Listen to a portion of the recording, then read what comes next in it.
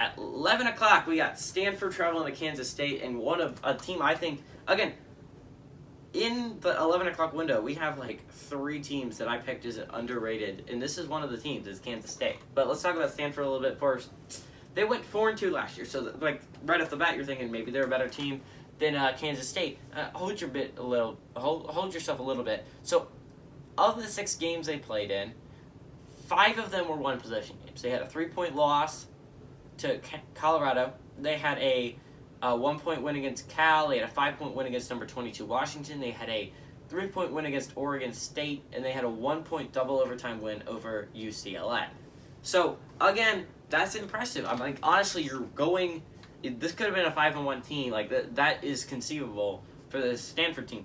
Unfortunately for you, a large portion of why you won these games was because of Davis Mills. You look at the numbers in the loss against Colorado, he threw for 327 yards. Win against Cal, he threw for 209 yards. His win against Washington, he threw for 252 yards. His win against Oregon State, he threw for 292 yards. His win against UCLA, he threw for 428 yards. So again, this isn't a guy that was just like a part of the offense. This was the guy that was running the offense. And also, you're talking about Mills was 4-1 starting, right? He's the reason, like, the first game you played was without Mills and you guys got crushed. So, like, he's a major reason why you won those games. Simi Fehoko also left in the draft. If you don't remember, he went to the Cowboys. He was the leading receiver in 4 of these games. So, like this isn't a receiving core that's killing it without Simi Fehoko. So, I'm a little bit worried a lot of things about Stanford. Stanford, by the way, is 1-0 against Kansas State. They played in 2016. They won 26-13, right? Kansas State, on the other hand, in my opinion, favored by 3 points on FS1. They went 4-6 last year, but they lost their last 5. They went 0-5 over that streak.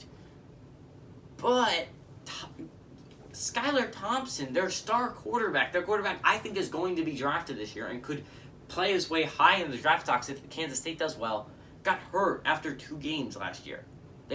By the way, their one-possession games, they had a 4-point loss to Arkansas State at the beginning of the year. They had a 3-point win against Oklahoma. Everyone remembers that game. They had a 7-point win against TCU. They had a 2-point loss to Oklahoma State, and they had a 1-point loss to Baylor, right?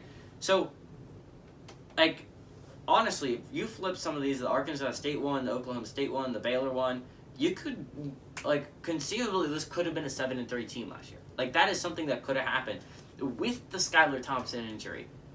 Like, that is insane to me. With your starting quarterback injured, this is a team that could have conceivably went 7-3. Like, that is a universe where that happened. If you believe in the multiverse kind of thing, there is a universe where Kansas State went 7-3 last year. I also like to point out Chris Kleiman is 2-0 against Oklahoma, but he is 10-11 against everyone else. So under 500 against anyone not named Oklahoma. That's pretty bad. That's not ideal. In my opinion, Kansas State is the most underrated team in the Big 12. I think this is a team that has the possibility of going to the playoffs. Like, I understand that is maybe a little bit of a stretch. Like, you look at this team, they have a very good offense. You know the defense is going to be coached solid with Chris Kleiman there, and it's Kansas State. Their schedule works out extremely nice for them. I mean, this is a Kansas State team that conceivably, if they get in their stride at the right time, could beat everyone on their schedule and make it to the playoffs. Like, this is a Wildcats team that I think is extremely good. So give me, obviously, Kansas State. I think they're going to win and cover.